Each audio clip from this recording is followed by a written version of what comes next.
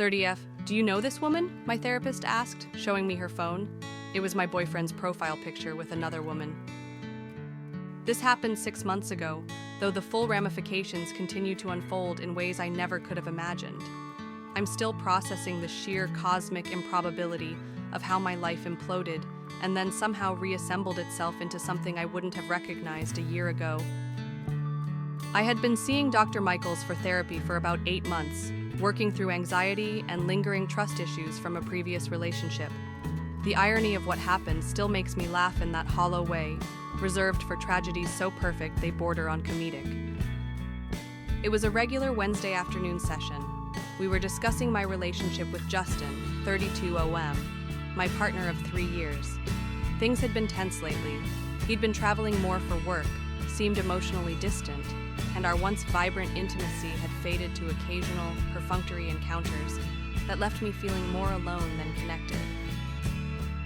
I can't tell if I'm being paranoid because of what happened with my ex, I said, picking at a loose thread on the therapy room's armchair, or if something's actually wrong.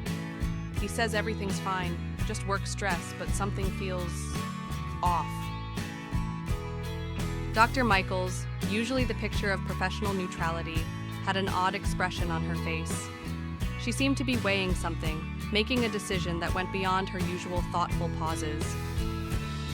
Olivia, she said finally, I need to ask you something that falls outside our usual therapeutic boundaries, but I believe it's important.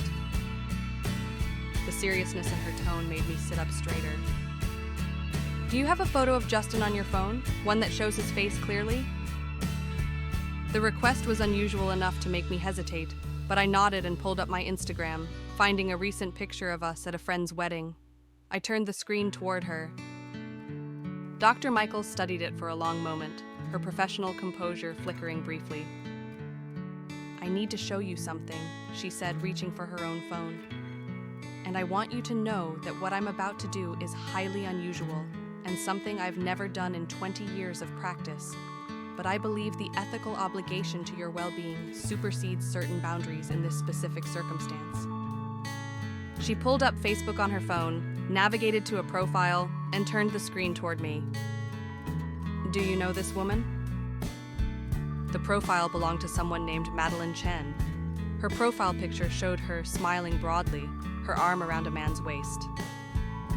That man was Justin. The room seemed to tilt sideways as I stared at the image.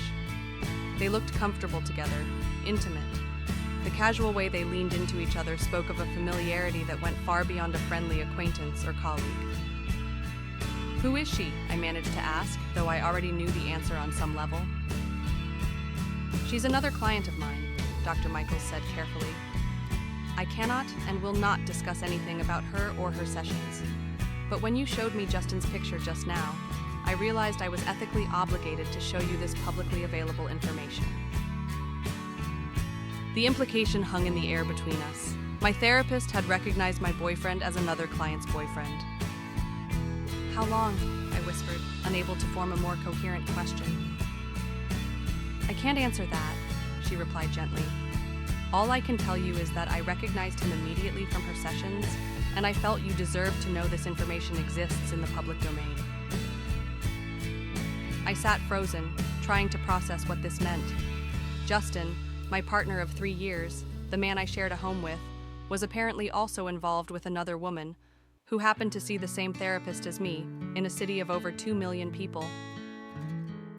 What are the statistical odds of such an intersection? The universe has a cruel sense of humor sometimes. Justin and I met at a friend's New Year's Eve party 3 years ago. He was charming, intelligent, and seemed genuinely interested in my work as a graphic designer. Our connection was immediate. We talked until 3 a.m. while the party swirled around us, and by the time he asked for my number, it felt like the most natural thing in the world. Our relationship progressed with the kind of steady certainty that made me believe I'd finally found something real after years of dating disappointments. He was thoughtful and attentive, surprising me with small gifts that showed he listened when I talked. Art supplies from a boutique shop I'd mentioned wanting to visit, my favorite obscure tea that was hard to find. Within a year, we had moved in together, merging our lives with the careful optimism of two people who had experienced enough previous relationship failures to value what we'd found. Our apartment became a testament to our blended tastes, his minimalist furniture softened by my colorful artwork, his practical kitchen tools alongside my collection of mismatched vintage teacups. Justin worked in pharmaceutical sales, which required regular travel, something I'd adjusted to despite my mild anxiety when we were apart. I had overcome the trust issues from my previous relationship, or so I thought, and had never seriously worried about his fidelity. He always texted regularly when away, often called to say goodnight, and seemed genuinely happy to return home to me. We had talked about marriage in the abstract, agreeing that it was probably in our future, but without setting specific timelines. We'd discussed children. I wanted them. He seemed ambivalent but open to the idea. Purchased furniture with longevity in mind, and planned vacations months in advance. All the markers of a couple building towards something permanent. The cracks had appeared gradually over the past 6 months. More work trips, less communication when he was away, intimacy that felt increasingly mechanical when it happened at all. Arguments that ended with him reassuring me everything was fine, that I was being oversensitive due to my anxiety issues. That work was particularly stressful right now. I had started therapy with Dr. Michaels primarily to address general anxiety, but our sessions had increasingly focused on my relationship concerns. She had been careful never to impose judgment about Justin, instead helping me clarify my own feelings and boundaries. Until that Wednesday afternoon when professional ethics collided with an impossible coincidence. I left Dr. Michaels' office in a daze, her words echoing in my mind. I cannot advise you on what to do next, but I would encourage you to trust your instincts and prioritize your emotional well-being. In the parking lot, I sat in my car for nearly an hour, alternating between numbing shock and frantic research. I found Madeline's Facebook profile again, scrolling through what was publicly visible. Most of her content was private, but there were enough public photos to create a timeline of sorts. There she was with Justin at what appeared to be a holiday party 3 months ago. Another photo showed them hiking on a trail I recognized. One Justin had supposedly explored alone on a weekend when I was visiting my parents. The most recent public photo was from 2 weeks ago, both of them smiling at a restaurant, his arm around her shoulders in the exact same way he often held me. With trembling fingers, I texted my closest friend, Zoe. I need to come over, emergency, please be home. During the drive to Zoe's apartment, my mind raced through calculations. Justin had been traveling for work the previous weekend. He was currently at home, expected to leave for another business trip to Chicago the following morning. How was he managing these parallel relationships? How long had this been going on? Did Madeline know about me? Were there others? Zoe took one look at my face when she opened her door and pulled me into a tight hug. What happened? I explained the impossible situation between broken sobs, showing her the Facebook profile that had shattered my reality. Holy shit, she whispered, staring at the photos. What are the chances? The same therapist? That's like cosmic intervention. What do I do? I asked, the question that had been circling my mind since leaving Dr. Michaels' office. You have 2 options, Zoe said, her voice gentle but firm. Confront him immediately or gather more information first. What would you do? I'd want to know exactly what I'm dealing with before the confrontation. Once you confront him, he'll start damage control. You need the full picture first. Her advice made sense, though the thought of continuing to live with Justin while investigating the extent of his betrayal made my stomach turn. But the alternative, confronting him with only the limited information I had, seemed likely to result in denials, partial confessions, and manipulation of the narrative. I can't go home, I said finally. I can't look at him knowing what I know now. Stay here tonight, Zoe offered immediately. Tell him you're having a girls' night because I'm going through something. It's not even a lie. I'm going through righteous fury on your behalf. I texted Justin a brief explanation about staying at Zoe's. receiving an immediate response that was perfectly supportive and normal. A reminder of trash collection the next morning. A comment about missing me, a heart emoji. Each word felt like a fresh betrayal, knowing he was likely sending equally affectionate messages to Madeline. That night, Zoe and I formulated a plan. I would return home the next day after Justin left for his supposed Chicago trip. I would use the time alone to search for additional evidence, while Zoe would help track his actual whereabouts through social media and mutual connections. "One more thing," Zoe said, as we finally prepared for sleep around 2 a.m. "We should try to find out if Madeline knows about you. She might be as much a victim in this as you are." The possibility that Madeline was equally deceived hadn't fully registered until that moment. Was Justin manipulating us both? The thought created an unexpected sense of solidarity with this stranger who was unwittingly entangled in my life through the man we both believed we knew. The next morning, I received Justin's usual heading to the airport text, a routine so familiar it now felt like a mockery. I waited 2 hours, ensuring he would be well on his way before returning to our apartment. Standing in our shared space felt surreal, as if I were visiting a crime scene. Everything looked exactly the same. His coffee mug in the sink, the throw blanket casually draped over the couch, the framed photo of us from a beach vacation last summer. Yet everything had fundamentally changed. The life these objects represented had been revealed as a carefully constructed fiction. I began my search methodically, pushing aside the guilt that flared at invading his privacy. Under normal circumstances, I would never have considered going through his personal belongings. But these were not normal circumstances, and traditional relationship boundaries seemed irrelevant in the face of his deception. His laptop was password protected, but I knew the password, a combination of his mother's birthday and his childhood street address. This easy access was either confidence that I would never look, or carelessness born of juggling too many lies. What I found exceeded my worst expectations. Email exchanges with Madeline going back nearly a year. Hotel reservations in cities where he'd claimed to be for work, but with room preferences, king bed, bathtub, late checkout, that suggested romance rather than business. A hidden folder of photos, many too intimate to describe, documenting their relationship through seasons, holidays, everyday moments. But the most devastating discovery wasn't the evidence of his relationship with Madeleine. It was the revelation that she wasn't the only one. There were messages to and from at least 3 other women, each conversation carrying the distinct tone of ongoing romantic involvement. Different cities, different women, different lies, but the same Justin, the same promises, the same intimate phone camera angles. In a folder labeled Work Expenses, I found a spreadsheet that made my blood run cold. A detailed tracking system for birthdays, preferences, inside jokes, and contact schedules for what appeared to be 5 concurrent relationships, including mine. Next to my name, home base, anxiety issues, easy to manage with reassurance, needs regular check-ins when traveling.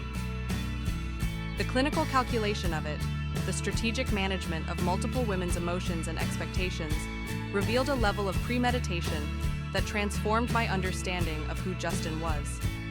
This wasn't a man who had made a mistake or succumbed to temptation. This was someone who had built an entire infrastructure to support systematic deception.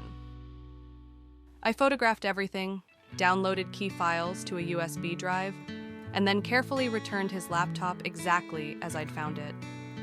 My hands were shaking so violently by the end that I dropped his computer mouse twice, the small sounds unnaturally loud in the silent apartment.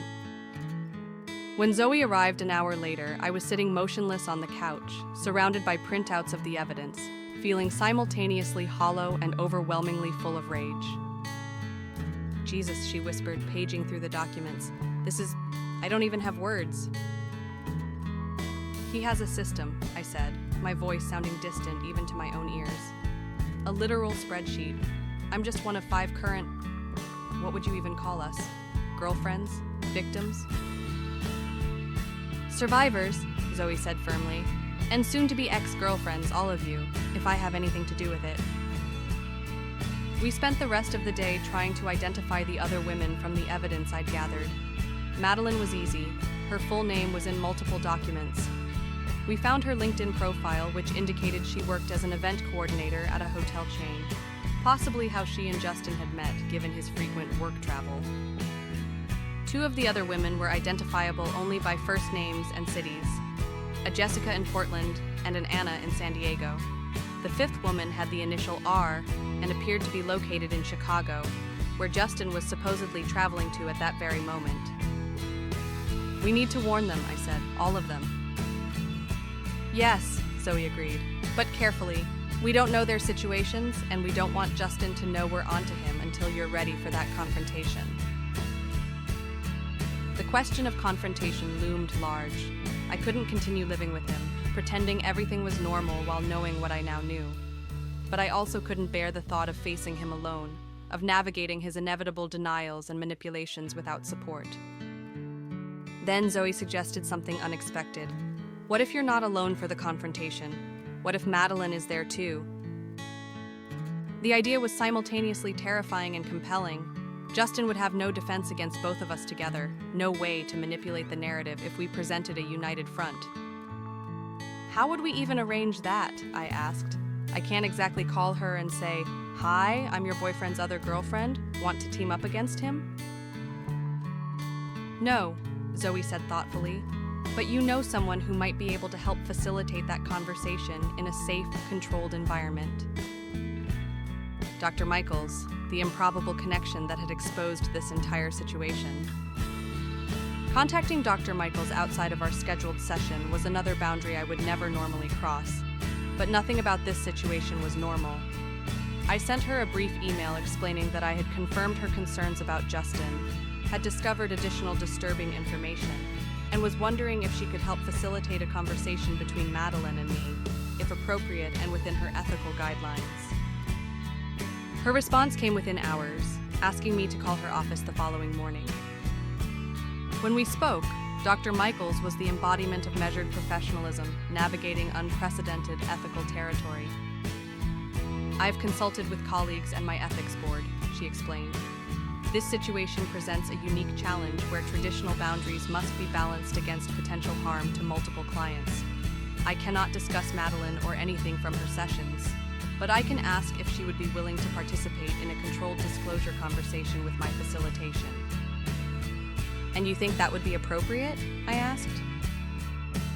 "In this highly unusual circumstance, yes.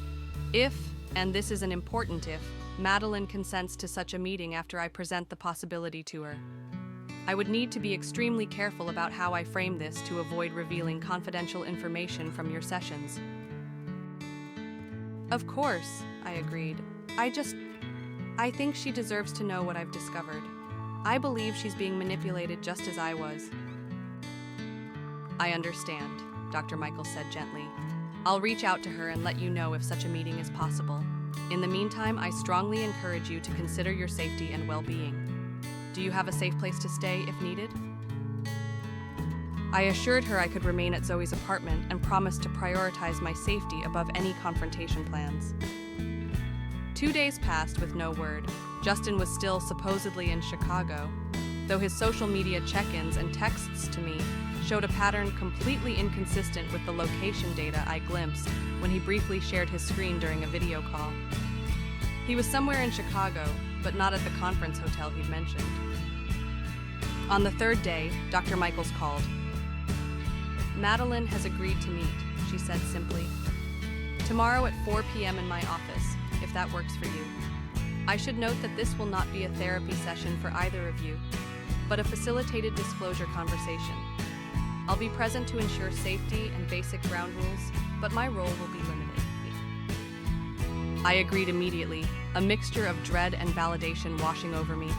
This stranger and I were about to forge an unlikely alliance born of shared betrayal. "One more thing," Dr. Michaels added before ending the call. "Given what you've told me, I believe it would be wise to have a complete safety plan in place before any confrontation with Justin. Deception at this level, when exposed, can trigger unpredictable responses." Her words sent a chill through me. I had been so focused on the emotional betrayal that I hadn't fully considered the potential for a dangerous reaction when Justin's elaborate house of cards collapsed. Dr. Michaels's office felt different the next day. The space transformed from a place of personal vulnerability to a neutral ground for an impossible meeting. When I arrived precisely at 4 p.m., Madeline was already seated in the waiting area.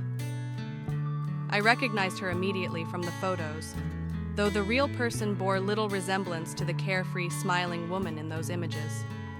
She looked as exhausted and shell-shocked as I felt, her hands clutching a leather portfolio so tightly her knuckles were white. Our eyes met, and a moment of silent recognition passed between us. The strange intimacy of two people who had unknowingly shared the most private parts of their lives with the same man. "Olivia?" she asked, her voice surprisingly steady. I nodded. "Madeline?" Dr. Michaels explained some of the situation, she said carefully, though I think we both have pieces of a puzzle the other is missing.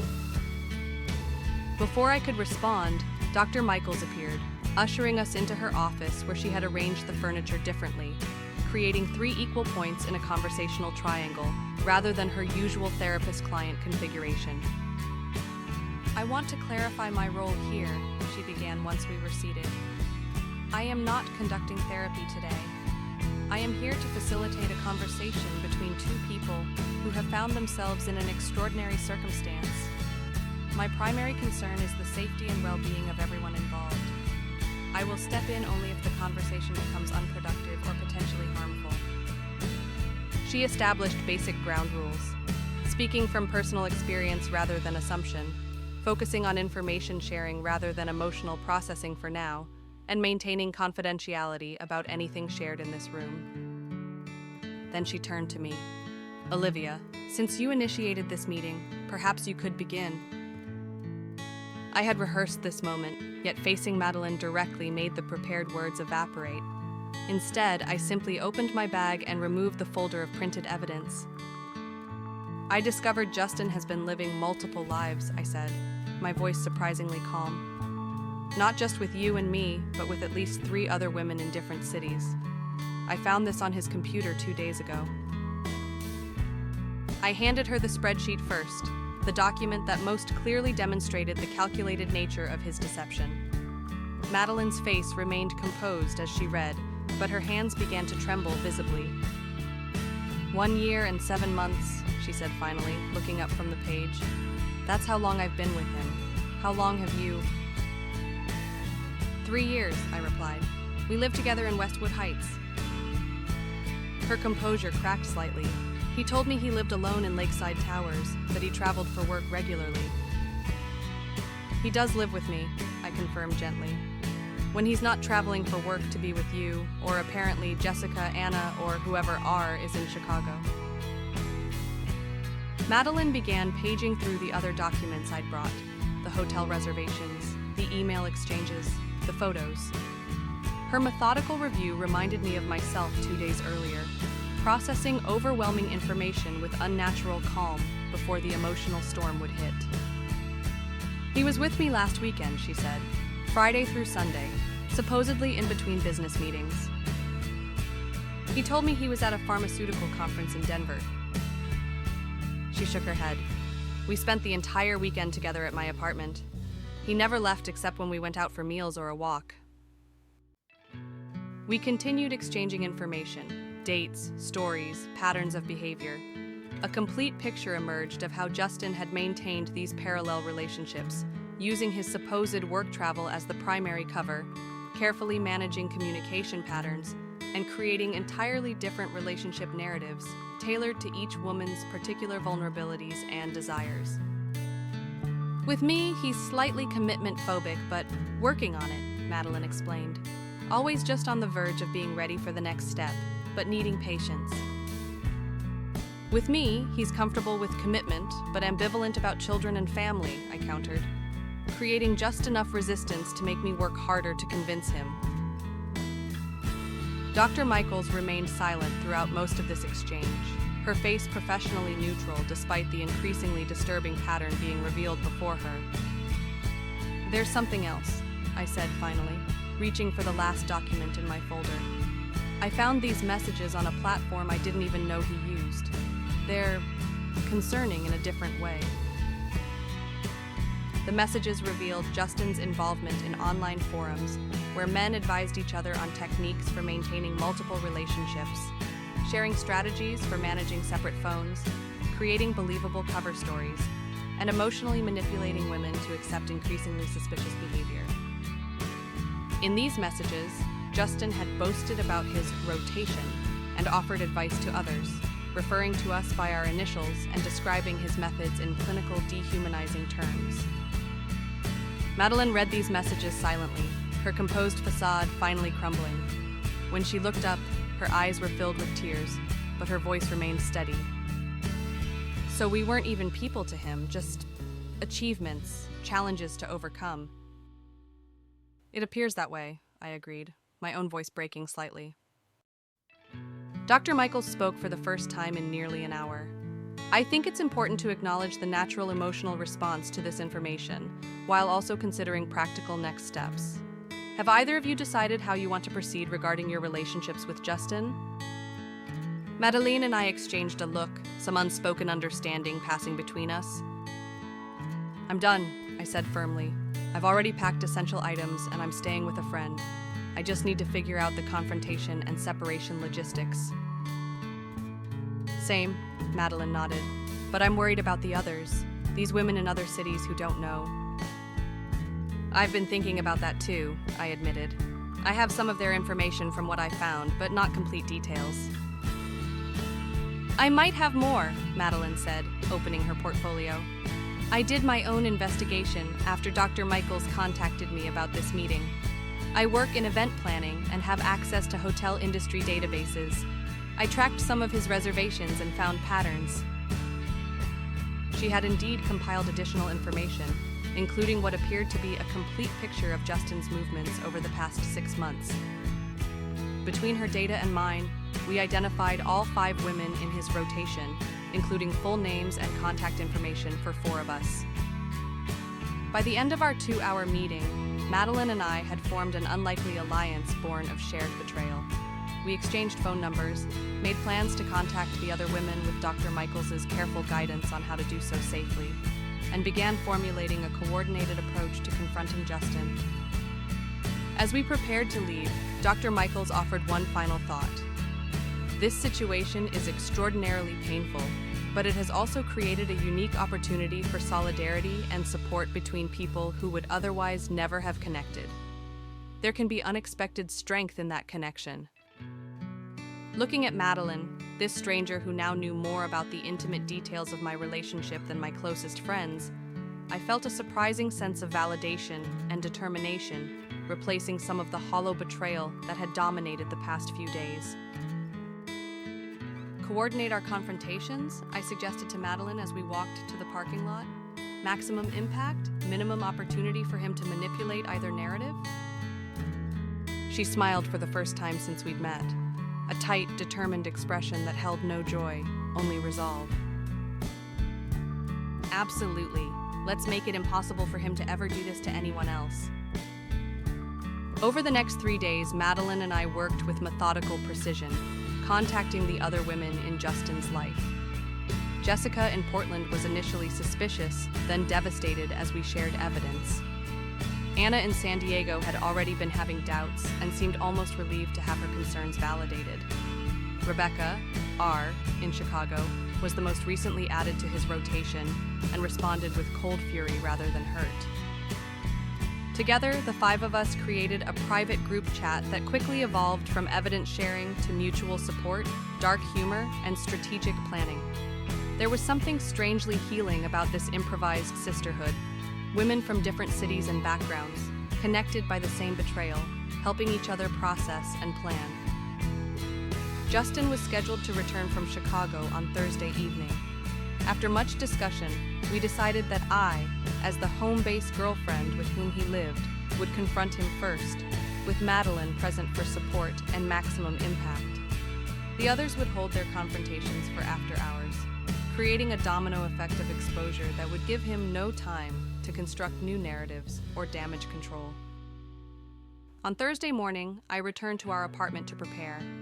With Zoe's help, I had already removed my most important possessions during Justin's absence. Now, I arranged the living room for the confrontation, setting up chairs facing the couch where he would sit, placing the folder of evidence on the coffee table between us. The calm that had sustained me through days of investigation suddenly evaporated as I heard his key in the lock. My heart hammered against my ribs, my palms slick with sweat as the door opened. "Olivia, I'm home!" His voice carried that familiar note of enthusiasm that I now recognized as performance. "Why is there another car in my parking spot?" He rounded the corner into the living room and froze at the sight of Madeline and me sitting side by side, faces composed, the folder of evidence between us. "What's going on?" he asked, confusion quickly replaced by calculation as his eyes darted between us. "Maddie? What are you doing here?" "Maddie?" I repeated. "That's interesting. You've always referred to her as Madeline when telling me about your work colleague." The color drained from his face so rapidly I thought he might faint. He set down his suitcase with deliberate care, buying seconds to compose a response. "This isn't what it looks like," he began, the cliché so predictable it would have been comical in any other context. "Actually, it's exactly what it looks like," Madeline responded, her voice steady, "though it's far worse than either of us initially imagined." I opened the folder and removed the spreadsheet, holding it up where he could see the column headings but not reach it. "Would you like to explain this? Your relationship management system? The notes about how to manipulate each of us based on our issues and vulnerabilities?" Justin's expression shifted through a series of calculations: denial, minimization, deflection, each discarded as he registered the extent of the evidence before him. "You went through my computer," he said finally, attempting to shift blame. "You invaded my privacy." "Your privacy?" I laughed, a sound entirely devoid of humor. "You've been conducting relationships with 5 women simultaneously. You've discussed us in online forums like we're case studies. You've turned our lives into a sick game, and you're concerned about your privacy?" "It wasn't a game," he insisted, his tone shifting to wounded sincerity so quickly it gave me conversational whiplash. "I care about both of you, about all—" He stopped himself, but too late. "All of us?" Madeline provided. "Jessica, Anna, and Rebecca too? How thoughtful of you to care while systematically deceiving everyone." The mention of the other names visibly rocked him. His eyes darted between us, reassessing the situation as he realized the full extent of our knowledge. "Look," he tried again, "relationships are complicated. I never meant to hurt anyone. Things just evolved, and I didn't know how to end anything without causing pain." "So instead you caused more pain by continuing the deception?" I asked. "By deepening relationships you knew were built on lies?" "I was going to sort things out," he insisted. "I just needed time to figure out what I really wanted." "While keeping all options open," Madeline added, "and adding new ones when the opportunity arose." For nearly an hour, we methodically worked through the evidence, addressing his increasingly desperate explanations and justifications with calm rebuttals. We didn't raise our voices, we didn't cry. We simply presented fact after fact, demonstration after demonstration of his calculated deception. His final defense was perhaps the most revealing. "You never suspected anything until now. You were both happy. What does it matter if the relationship made you happy, even if you didn't have all the information?" "It matters," I said quietly, "because consent requires truth.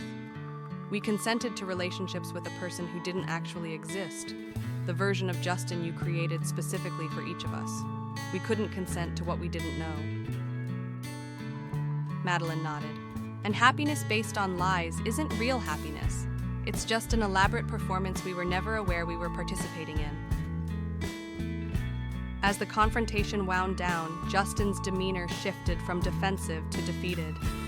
When he realized neither of us was wavering, that there would be no forgiveness or second chance, he attempted one final manipulation: self-pity. "I need help," he said, his voice breaking. I have issues with commitment, with knowing what I want. This isn't who I want to be. Then get help, Madeline replied simply. But not from us. We're done being supporting characters in your personal development narrative. I stood, signaling the end of the conversation. Your things are packed in the guest room. You have until Sunday to remove them. I've documented everything of value in the apartment with photographs and a witness. The rent is paid through the end of the month. After that, it's your problem. Where am I supposed to go? He asked, seeming genuinely disoriented by the sudden collapse of his carefully managed life. You have at least 4 other residences you've been frequenting, I pointed out.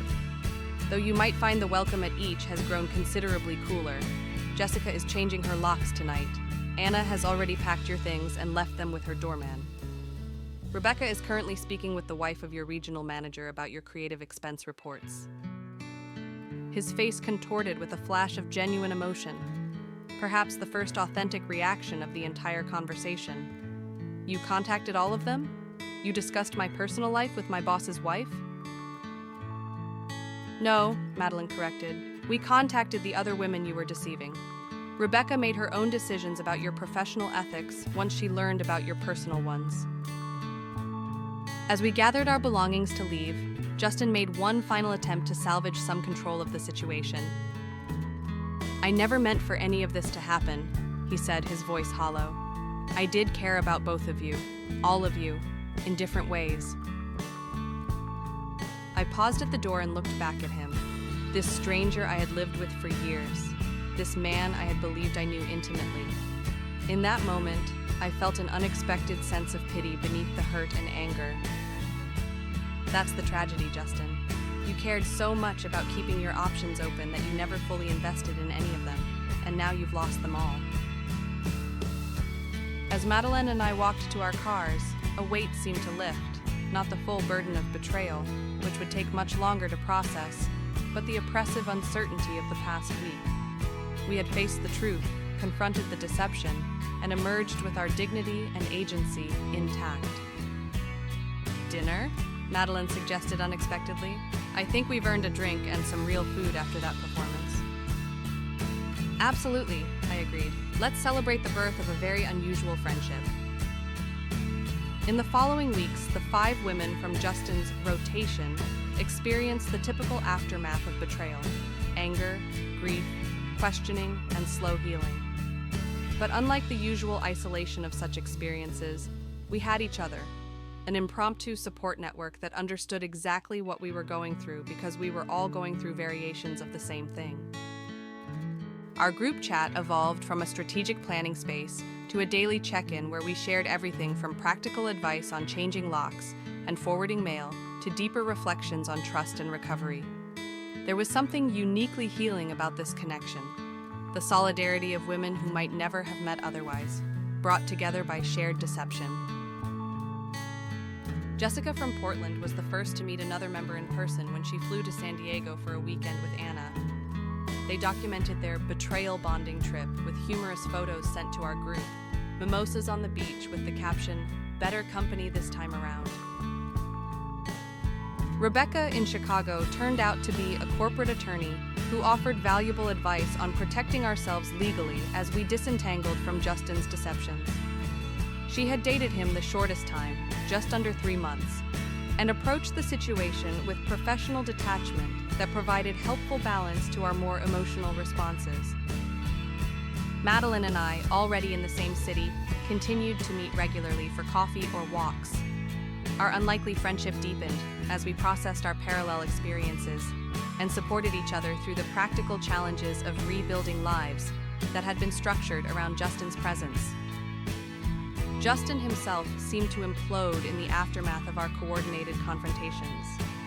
He made initial attempts to contact each of us, alternating between apologies, justifications, and occasional anger at what he termed our extreme overreaction and collusion.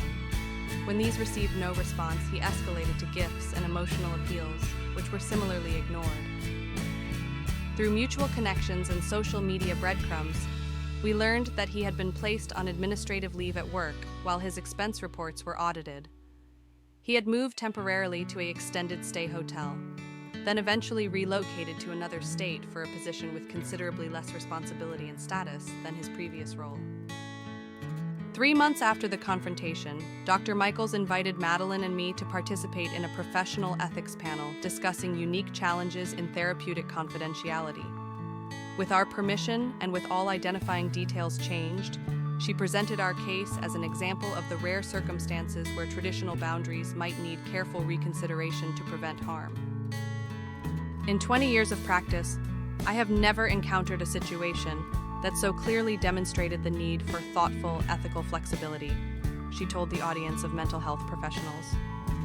Sometimes the right decision isn't found in any textbook or ethical guideline, but in the careful weighing of potential harms and benefits in unprecedented circumstances. That panel discussion led to an unexpected opportunity. A journalist attending the event approached us afterward, interested in writing about our experience, not as a sensationalized cheating story, but as an exploration of female solidarity and healing after betrayal. After careful consideration and with strong privacy protections in place, the 5 of us agreed to be interviewed. The resulting article, The Sisterhood of Deception: How 5 Women Turned Betrayal into Bond, was published 6 months after my fateful therapy session and went viral almost immediately. The response was overwhelming. Hundreds of messages from women, and some men, who had experienced similar deceptions, many of whom had believed they were alone in their situation. The article created a broader conversation about the nature of modern dating, the role of technology in facilitating deception, and the healing potential of connection with others who understand your experience. 1 year later, it's been just over a year since Dr. Michaels showed me that Facebook profile picture that changed everything. In that time, I've moved to a new apartment, changed jobs for a fresh start, and slowly rebuilt my capacity to trust, both others and my own judgment. The 5 of us remain connected, though our initial intensity has naturally evolved as our individual lives have moved in different directions. Jessica is engaged to someone new, approaching this relationship with hard-won wisdom about red flags and transparency. Anna has focused on her career, earning a significant promotion she believes she might have delayed if still with Justin. Rebecca has channeled her experience into pro bono legal work for victims of fraud and deception. Madeline and I have the closest ongoing relationship, our improbable friendship having deepened beyond its unusual origins. We've developed a tradition of monthly coincidence dinners, where we celebrate the cosmic improbability that brought us together. 2 women seeing the same therapist in a city of millions, connected by the same lying man. Last month, Madeline started dating someone new, her first relationship since Justin. She brought him to one of our group gatherings, an act of integration that demonstrated her growing trust in her own judgment. I watched her introduce him to our unusual circle of friends, explaining our connection with a candor that would have been painful 6 months ago, but now carries a matter-of-fact acceptance. "This is Olivia," she said when they reached me. "We share an ex-boyfriend and a therapist in that order." His momentary confusion gave way to understanding as she briefly explained our history. "That's quite a meet cute," he said finally, earning appreciative laughs from everyone. As for me, I'm still in therapy with Dr. Michaels, though our focus has shifted from the initial trauma to deeper patterns and growth. I'm not dating yet, but for the first time in months, I'm open to the possibility. The betrayal changed me, as it would anyone, but not in the ways I might have predicted. Rather than becoming more suspicious or closed off, I've developed a deeper appreciation for authentic connection and a more nuanced understanding of trust. I've learned that vulnerability isn't the problem, it's the prerequisite for genuine intimacy. The key is being vulnerable with people worthy of that gift. I sometimes think about the sheer mathematical improbability of how Justin's deception was discovered. If Dr. Michaels hadn't recognized him, if Madeline had chosen a different therapist, if any single variable in this equation had been different, I might still be living in blissful ignorance, or worse, gradually internalizing Justin's manipulations about my anxiety issues and oversensitivity. There's something almost poetic about the fact that a man who went to such lengths to keep his worlds separate was ultimately exposed by a coincidence so unlikely it borders on the mystical. as if the universe itself had finally had enough of his deception and orchestrated the most improbable intervention possible. Last week, I had a dream about Justin, the first in many months. In the dream, he was trying to explain himself, offering the same justifications and excuses I'd heard during our confrontation. But instead of the hurt and anger that had once dominated my response, I felt a strange compassion for someone so afraid of committing to a single path that he had to create elaborate parallel lives. I woke from that dream with an unexpected sense of peace. Not forgiveness exactly. What he did remains unforgivable in its calculated harm, but a release of the power his betrayal once held over me. Sometimes I wonder if he's still maintaining multiple relationships, if he learned anything from the complete collapse of his deception. I hope, for the sake of whoever he's with now, that the experience changed him too. But that's no longer my concern. What remains is the unlikely gift his betrayal inadvertently gave me. 4 women who understand exactly what I experienced, who helped me rebuild when everything collapsed, and who remind me that sometimes the most meaningful connections come from the most painful circumstances. If there's wisdom to be found in this improbable story, perhaps it's this. The truth will find its way to the surface, often through the most unexpected channels. And when it does, the connections formed in the aftermath of deception can be more authentic than the relationships built on lies ever were. TLDR. My therapist recognized my boyfriend in another client's Facebook profile picture, revealing he was dating us both simultaneously. Further investigation uncovered he was maintaining relationships with 5 women in different cities, complete with a spreadsheet tracking our management. The 5 of us formed an unlikely support network, confronted him together, and built meaningful connections from the ruins of his deception. Edit 1. Many have asked about the ethics of my therapist showing me another client's social media. She consulted with her ethics board before taking this unusual step, and only showed me publicly available information after recognizing this was an extraordinary circumstance where traditional boundaries needed to be weighed against potential ongoing harm. Edit 2. Update on Justin. Heard through mutual connections that he's moved to Arizona and is apparently in therapy. I genuinely hope he's working on himself, though I'll never know for sure. The important thing is that all 5 of us are doing well and have moved forward with our lives. Update. 6 months later. Life continues to evolve in unexpected ways. The article about our experience led to an opportunity to speak at a conference about healing after betrayal, which has opened doors to a side career in peer support work that I'm finding incredibly fulfilling. Jessica is now married, Anna has been promoted again, Rebecca has started her own legal consultancy, and Madeline is still with the guy she brought to our gathering. They're talking about moving in together. As for me, I've recently started dating someone new. On our 3rd date, I shared an abbreviated version of this story. His response: "Thank you for trusting me with that. Transparency matters to me too." Sometimes the lessons from our darkest experiences lead us to recognize and appreciate the light when it finally appears.